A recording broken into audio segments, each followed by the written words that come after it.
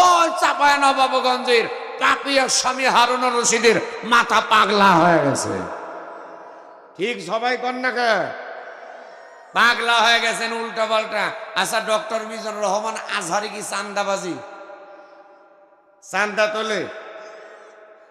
তিনি বলতেছে মিজানুর রহমান আজহারি বাংলাদেশে এসে খাওয়ার জন্য আসছে। জোরে কন্যা নাউজুবিল্লাহ। কারণ দেখছে ওইখানে যে জামাত ইসলামের এমপি পদপ্রার্থী, ওনার আসনে জানেন কে আছে? বাংলাদেশ ইসলামী ছাত্র শিবিরের সাবেক কেন্দ্রীয় দায়িত্বশীল, সাবেক বর্ষিয়ান রাজনীতিবিদ, সাবেক সভাপতি জনাব জননেতা নুরুল ইসলাম বুলবুল ভাই। এজন্য জানে একটা একটা করে ভোট মারলে কোরআনের পক্ষেই মারবি, ওই জায়গায় আর ভোট পাবে না। তার কারণ এক ভাই আওয়ামী লীগের নেতা গোলাম রব্বানী, আর এক ভাই হলো বিএনপির নেতা হারুনুর রশিদ। আওয়ামী লীগের টাইমে হারুনুর রশিদ কয়বার জেল খাটছে? এবার কথা কন না কে? এই বিএনপির ভাইরা, তারেক জিয়া বাংলাদেশে নাই, বাংলাদেশে আসতেই পারতেছে না, এখনো সমস্যা আছে। খালেদা জিয়া জেল খাটলো, অথচ মির্জা ফখরুল ইসলাম কয়দিন জেল খাটছে? মির্জা আব্বাস কয়দিন জেল খাটছে? রুহুল কবির রিজভী কয়দিন জেল খাটছে? এগুলা বুঝতে হবে।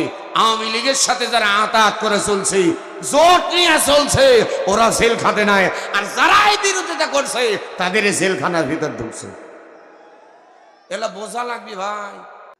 আমরা বাংলাদেশের মানুষ, আমাদের তাকান, বক্তব্য শুরুতেই বলি কোরআন শুনতে ভালো লাগে কি লাগে না? একসাথে কথা বেটা সওয়াল যদি হন মরদ মানুষের মতো কথা বলবেন, আর যদি হিজরা টিজরা হন কথা বলার দরকার নাই। কথা বলেন ঠিক কিনা?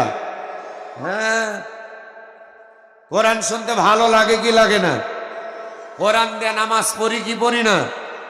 এ কোরআন দিয়ে নামাজ পড়তে ভালোবাসি। যে কোরআনে নামাজের ওয়াজ আছে, ওই কোরআনে হজের ওয়াজ আছে না নাই? ওই হজও আমরা করতে খুব ভালোবাসি।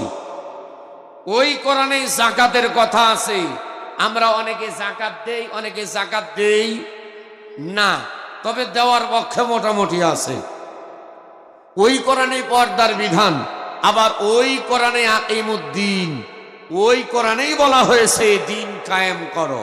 আমরা কোরআন দিয়ে নামাজ পড়তে ভালোবাসি, কোরআনের বক্তব্য হজ করতে ভালোবাসি, কোরআনের পক্ষে ভোট দিতে ওই মুহূর্তে আর থাকি। কথা কন না কে? এই যে এর নাম হলো থাকা। এর নাম কি? এর নাম হলো থাকা। কোরআনকে ভোট দিবেন কেমনি? কোরআন দিয়ে যারা রাষ্ট্র চালাতে চায়,